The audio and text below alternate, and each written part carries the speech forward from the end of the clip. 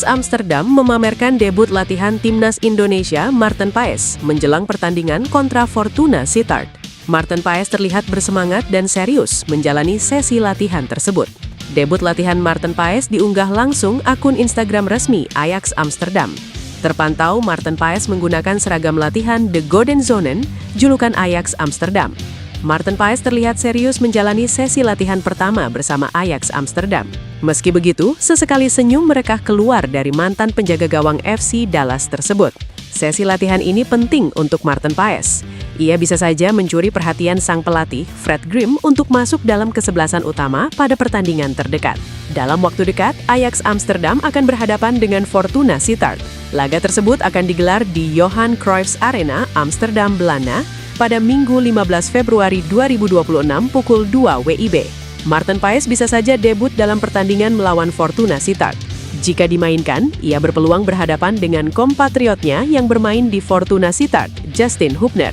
Munculnya Maarten Paes dalam sesi latihan Ajax Amsterdam juga menjadi kabar baik bagi pemain berusia 27 tahun itu. Sebab sebelumnya Maarten Paes belum bisa berlatih dengan klub karena kendala administrasi. Pelatih asal Inggris John Hartman menyebut timnas Indonesia sebagai tim underdog yang tengah berambisi mengukir sejarah di level regional hingga dunia. Hal itu ia sampaikan dalam wawancara bersama ASEAN United FC. Menurut Hartman, seluruh elemen di dalam skuad Garuda memiliki visi yang sama, membawa Indonesia melampaui pencapaian terbaiknya selama ini. Target terdekat adalah meraih gelar juara Piala AFF 2026. Selain itu, ia juga menargetkan peningkatan prestasi di Piala Asia. Selama ini, pencapaian terbaik Indonesia adalah lolos ke fase grup. Hartman membidik langkah lebih jauh dengan menargetkan minimal tembus perempat final. Ambisi terbesar tentu saja membawa Indonesia tampil di Piala Dunia 2030. Indonesia belum pernah merasakan atmosfer Piala Dunia sebagai negara merdeka, kecuali saat masih bernama Hindia Belanda. Ia menilai membangkitkan mimpi sebuah bangsa adalah bagian penting dalam membangun tim nasional. Namun mimpi tersebut harus disertai dengan rencana yang jelas dan proyek nyata agar bisa terwujud. Proyeksi itu penting, proyek nyata yang dapat membangkitkan semangat Anda, katanya. Bagi Hartman, jika Indonesia mampu menembus Piala Dunia untuk pertama kalinya, momen itu akan menjadi kenangan yang abadi dan tak ternilai.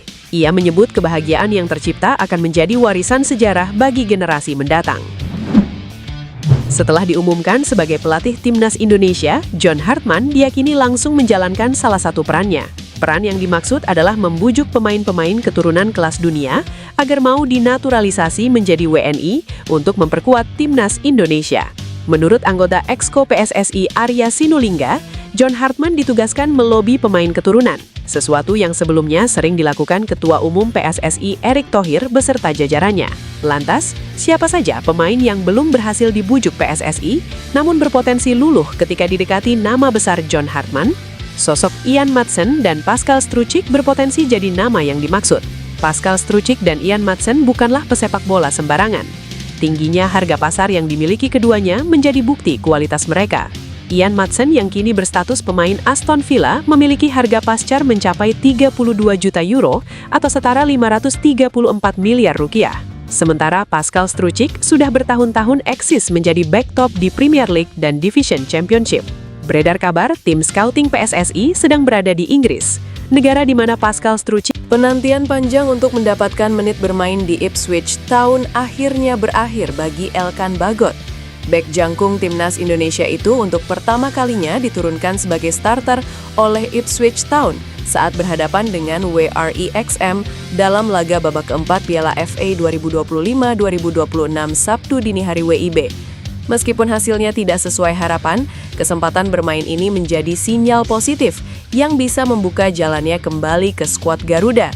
Ini merupakan peningkatan menit bermain yang sangat signifikan, mengingat sebelumnya ia hanya pernah tampil selama 1 menit di ajang yang sama.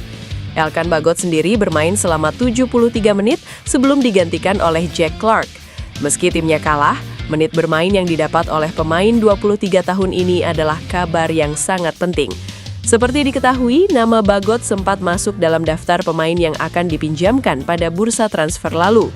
Namun di menit-menit akhir, pelatih Kieran McKenna memutuskan untuk mempertahankannya demi menjaga kedalaman skuad. Keputusan itu kini mulai berbuah kesempatan.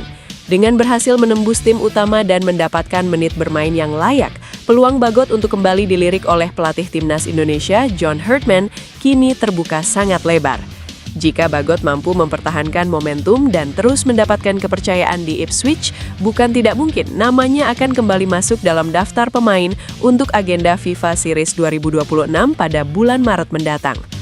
Persiapan timnas Indonesia menuju FIFA Series 2026 mulai memasuki fase teknis di bawah arahan pelatih anyar John Herdman.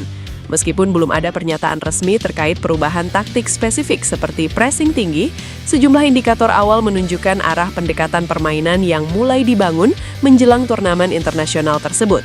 FIFA Series 2026 dijadwalkan berlangsung di Stadion Utama Gelora Bung Karno, Jakarta pada akhir Maret dan menjadi debut Herdman bersama skuad Garuda. Ajang ini sekaligus berfungsi sebagai panggung evaluasi awal bagi sang pelatih untuk mengukur kekuatan tim sebelum agenda internasional berikutnya. Ketua Umum PSSI Erick Thohir menegaskan bahwa FIFA Series menjadi momentum penting untuk perkembangan tim nasional di bawah kepemimpinan Herdman. FIFA Series akan menjadi ujian pertama untuk melihat apakah perubahan tersebut benar-benar terrealisasi di lapangan. Momentum debut dan evaluasi. Turnamen ini tidak hanya menjadi debut Herdman, tetapi juga fase krusial untuk menilai kecocokan pemain dengan filosofi baru. PSSI sendiri menekankan bahwa penunjukan Herdman merupakan bagian dari proyek jangka panjang, sehingga perubahan taktik kemungkinan diterapkan secara bertahap. Dengan waktu persiapan yang relatif singkat, publik sepak bola nasional kini menanti apakah pressing dan gaya permainan agresif yang sering diasosiasikan dengan pelatih internasional akan mulai terlihat saat Garuda menjalani laga perdana di era baru ini. Timnas Indonesia saat ini krisis penyerang tengah. Ole Romeni yang diplot sebagai ujung tombak skuad Garuda belum mencetak gol bersama sang klub Oxford United musim ini. Mauro Zijlstra yang sempat menjadi starter di laga Timnas Indonesia versus Irak belum mencetak gol di laga kompetitif musim ini. Di tengah bobroknya lini depan Timnas Indonesia, pelatih skuad Garuda John Herdman mendapat kabar baik. Penyerang berdarah Indonesia, Dean Zandenbergen, sedang tajam-tajamnya bersama sang klub VVV Venlo. Dalam 7 laga terkini di Liga 2 Belanda 2025-2026, Dean Zandenbergen mengemas 5 gol dan 3 assist. Memiliki tinggi badan 188 cm, Dean Zandenbergen bisa menjadi senjata mematikan Timnas Indonesia. Gayung pun bersambut, Dean Zandenbergen tertarik membela Timnas Indonesia. Dalam sebuah wawancara dengan Yusa Nugraha pada 2025, Dean Zandenbergen mengaku siap membela Timnas Indonesia. Sebelum dipanggil John Herdman, Dean Zandenbergen harus menjalani proses naturalisasi. Saat ini, Dean Zandenbergen masih memegang paspor Belanda. Ia pun eligible dinaturalisasi menjadi WNI karena sang ibu berasal dari Depok, Jawa Barat. Karena itu, menarik menanti kapan proses naturalisasi Dean Zandenbergen dimulai. Nama Luke Vickery mendadak jadi perbincangan di kalangan pecinta sepak bola tanah air setelah striker yang bermain di Liga Australia bersama MacArthur FC dikabarkan masuk radar naturalisasi Timnas Indonesia.